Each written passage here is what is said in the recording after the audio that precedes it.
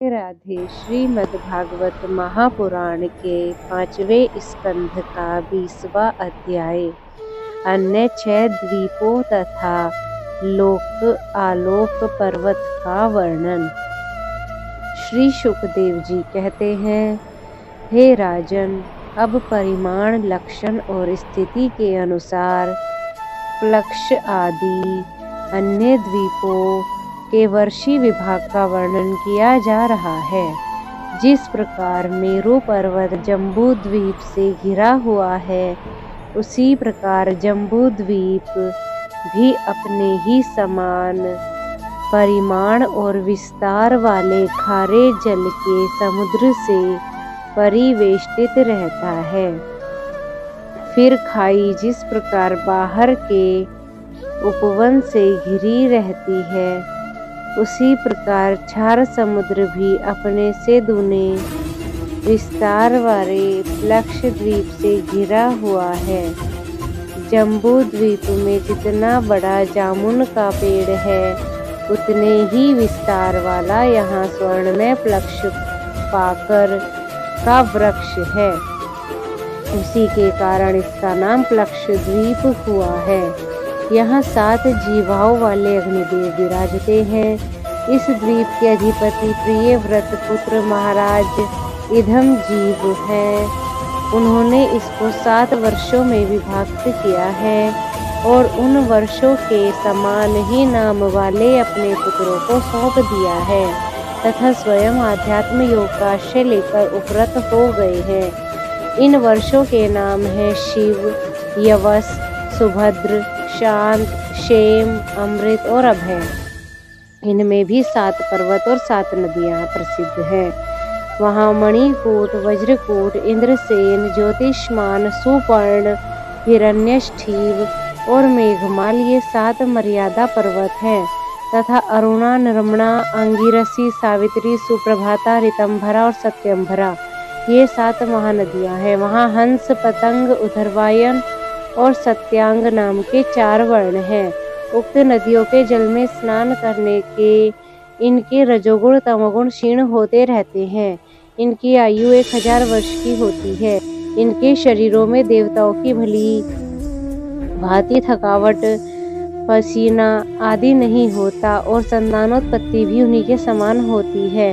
ये त्रयी विद्या के द्वारा तीनों वेदों में वर्णन किए हुए स्वर्ग के द्वारभूत आत्मस्वरूप भगवान सूर्य की उपासना करते हैं। वे कहते हैं कि जो सत्य, अनुष्ठान योग्य धर्म और रीत प्रतीत होने वाले धर्म, वेद और शुभाशुभ फल के अधिष्ठाता हैं, उन पुराण पुरुष विष्णु स्वरूप भगवान सूर्य की हम शरण में जाते हैं। प्लक्ष आदि 5 द्वीपों में सभी मनुष्यों को जन्म से ही आयु, इंद्रिय, मनोबल, इंद्रिय बल, शारीरिक बल, बुद्धि और पराक्रम समान रूप से सिद्ध रहते हैं। लक्षद्वीप अपने ही समान विस्तार वाले इक्षु रस के समुद्र से घिरा हुआ है। उसके आगे उससे दुगने परिमाण वाला शाल्मली द्वीप है, जो उतने ही विस्तार वाले मदिरा के सागर से घिरा हुआ है। लक्षद्वीप के पाकर के पेड़ के बराबर उसमें शाल्मली सेमर का वृक्ष है।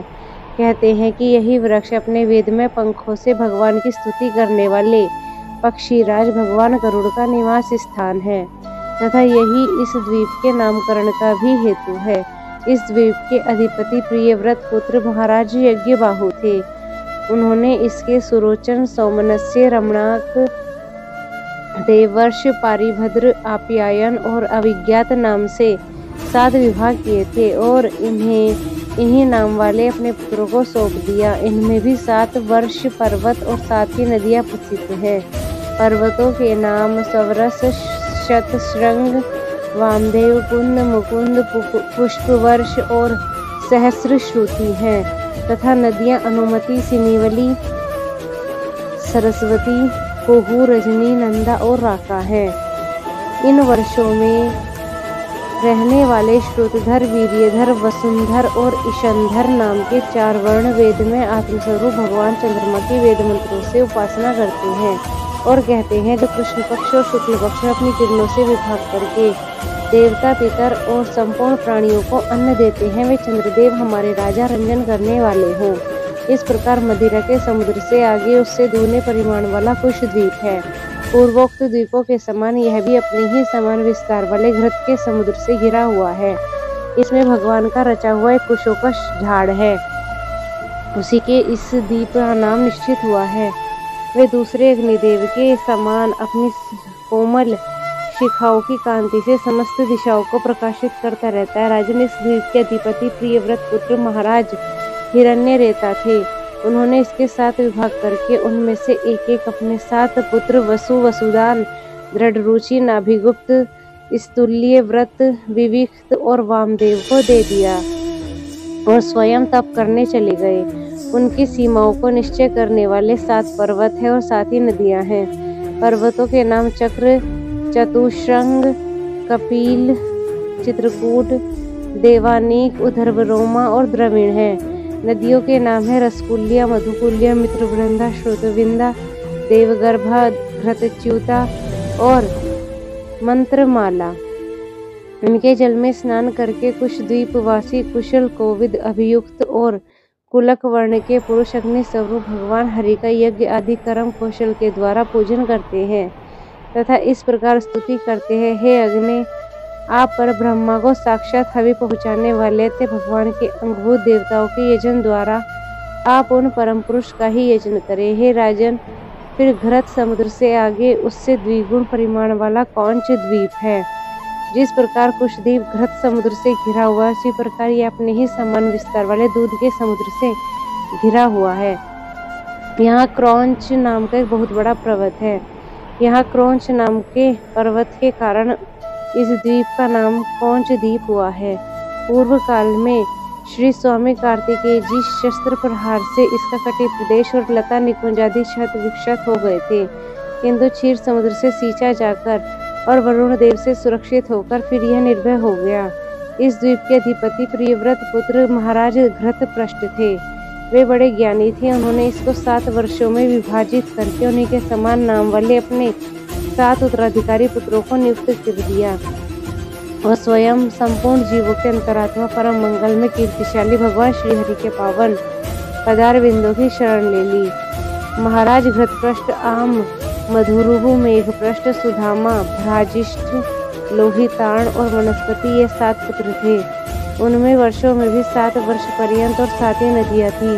पर्वतों के नाम थे शुक्ल, वर्धमान, भोजन, उपयर्हिण, नंद, नंदन और सर्वतोभद्र तथा नदियों के नाम है अभया, अमृत्योध्या, आर्यका, तीर्थवती, वृत्ति, रूपवती, पवित्रवती और शुक्ला। इनके पवित्र और निर्मल जल का सेवन करने वाले वहाँ के पुरुष ऋषभ, द्रविण और देवक नाम उच्चारण वर्ण वाले निवासी जल से भरी हुई अंजलि के द्वारा आपो देवता जल के देवता की उपासना करते हैं और कहते हैं, हे जल के देवता, तुमने परमात्मा से सामर्थ्य प्राप्त की है। तुम भू, भुव और स्वह तीनों लोगों को पवित्र करते हो, क्योंकि स्वरूप से ही पापों का नाश करने वाले हो। हम अपने शरीर से तुम्हारा स्पर्श करते हैं, तुम हमारे अंगों को पवित्र करो। इस प्रकार क्षीर समुद्र से आगे उसके चारों ओर 32 लाख योजन विस्तार वाला शाकद्वीप है, जो अपने ही समान परिमाण वाले मट्ठे के समुद्र से घिरा हुआ है। इसमें शाक नाम का एक बहुत बड़ा वृक्ष है। वही क्षेत्र के कारण है उसकी अत्यंत मनोहर सुगंध से सारा द्वीप महकता रहता है। मेघा तिथि नामक उसके अधिपति राजा प्रियव्रत के पुत्र हैं। उन्होंने अपने द्वीप के 7 वर्षों वाले उन्हीं के समान अपने पुत्र पुरोजव, मनोजव, पवमान, धूर्मानीक, चित्ररेख, बहुरूप और विश्वधार को अधिपति रूप से नियुक्त कर स्वयं भगवान के अनंत में दत्तचित होकर तपोवन को चले गए। इन वर्षों में 7 मर्यादा पर्वत और 7 नदियां हैं। पर्वतों के नाम ईशान, उरुश्रंग, बलभद्र, शतकेश्वर, सहस्रस्रोत, देवपाल और महानस है तथा नदियां अनघा, आयुर्दा, उभयस्पृष्टि, अपराजिता, पंचपदी, सहस्रश्रुति और निजधृति हैं। उस वर्ष के ऋतव्रत, सत्यव्रत और दानव्रत और अनुव्रत नामक पुरुष प्राणायाम द्वारा अपने रजोगुण तमोगुण को क्षीण कर महान समाधि के द्वारा वायु रूप श्री हरि की आराधना करते हैं और इस प्रकार उनकी स्तुति करते, जो प्राण आदि वृत्ति रूप अपनी ध्वजा के सहित प्राणियों के भीतर प्रवेश करके उनका पालन करते तथा संपूर्ण दृश्य जगत जिनके अधीन है, वे साक्षात अंतर्यामी वायु भगवान हमारी रक्षा करें। इसी तरह मट्ठे के समुद्र से आगे उसके चारों ओर उससे दुगने विस्तार वाला पुष्कर द्वीप है। वह चारों ओर से अपने ही समान विस्तार वाले मीठे जल के समुद्र से घिरा हुआ है। वहाँ अग्नि की शिखा के समान दीप्यमान लाखों स्वर्ण में पंखड़ियों वाला एक बहुत बड़ा पुष्कर है, जो ब्रह्मा जी का आसन माना जाता है। उस द्वीपों के बीचों बीच उसके पूर्वी और पश्चिमी विभागों की मर्यादा निश्चित करने वाला मान सरोवर नाम का एक ही पर्वत है। यह 10,000 योजन ऊंचा है, उतना ही लंबा है। इसके चारों दिशाओं में इंद्र आदि लोकपाल की 4 पुरियां हैं।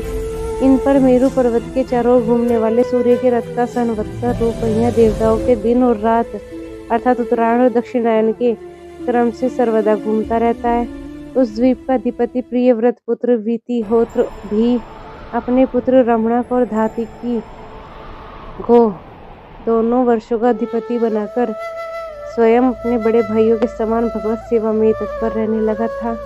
वहाँ के निवासी ब्रह्मरूप भगवान श्री हरि की ब्रह्म सालोक्य आदि की प्राप्ति कराने वाला कर्मों से आराधना करते हुए इस प्रकार स्तुति करते हैं, जो साक्षात कर्मफल है और एक परमेश्वर है जिसकी पूर्ण स्थिति है तथा जिनकी सब लोग घर में पूजा करते हैं। ब्रह्म ज्ञान के साधन रूप उन अद्वितीय और शांत स्वरूप ब्रह्म मूर्ति भगवान को मेरा नमस्कार है। श्री सुखदेव जी कहते हैं, हे राजन, इसके आगे लोकालोक नाम का पर्वत है।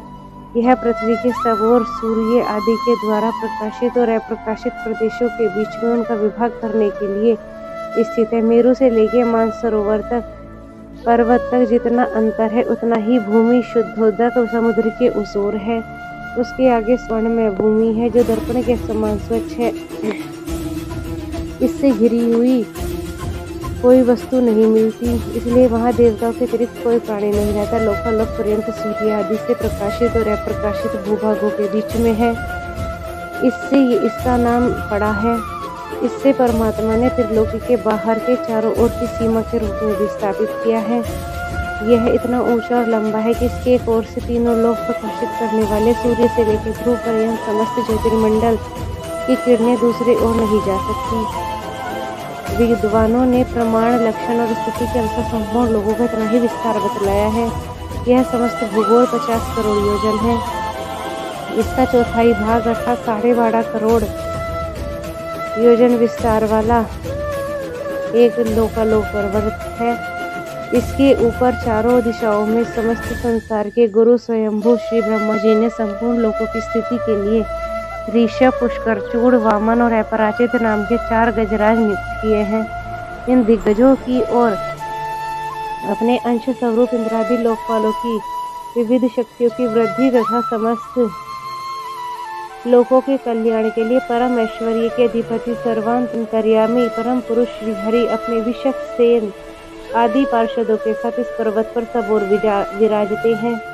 वे अपने विशुद्ध सत्व श्री विग्रह को, जो धर्म, ज्ञान, वैराग्य और ऐश्वर्य आदि 8 महासिद्धियों से संपन्न धारण किए हुए हैं। उनके कर कमलों में शंख, चक्र आदि आयुध सुशोभित है। इस प्रकार अपनी योग माया से रचे हुए विविध लोगों की व्यवस्था को सुरक्षित रखने के लिए वे इसी लीला में रूप को कल्प के अंत तक वहाँ सब ओर रहते हैं। लोकालोक के अंतर्वर्ती भूभाग का जितना विस्तार है, उसी से उसके दूसरी ओर आलोक प्रदेश के परिमाण की भी व्याख्या समझ लेनी चाहिए। उसके आगे तो केवल योगेश्वरों को ही ठीक ठीक गति हो सकती है। हे राजन, स्वर्ग और पृथ्वी के बीच में जो ब्रह्मांड का केंद्र है, वही सूर्य की स्थिति है। सूर्य और ब्रह्मांड गोलक के बीच में सब ओर से 25 करोड़ योजन का अंतर है। सूर्य स्मृत अर्थात मरे हुए अचेतन अंड में वैराज रूप से विराजते हैं। इसी से इनका नाम मार्तंड हुआ है। ये हिरण्यमय ज्योतिर्मय ब्रह्मांड से प्रकट हुए हैं, इसलिए इन्हें हिरण्यगर्भ भी कहते हैं। सूर्य के द्वारा ही दिशा, आकाश, भूलोक, अंतरिक्ष लोक, भूलोक, स्वर्ग और मोक्ष के प्रदेश, नरक और रसातल और अन्य समस्त भागों का विभाग होता है। सूर्य ही देवता, तिर्यक, मनुष्य, सरीसर्प और लता वृक्ष आदि समस्त जीव समूहों के आत्मा और नेत्रेंद्रिय अधिष्ठाता है। राधे राधे।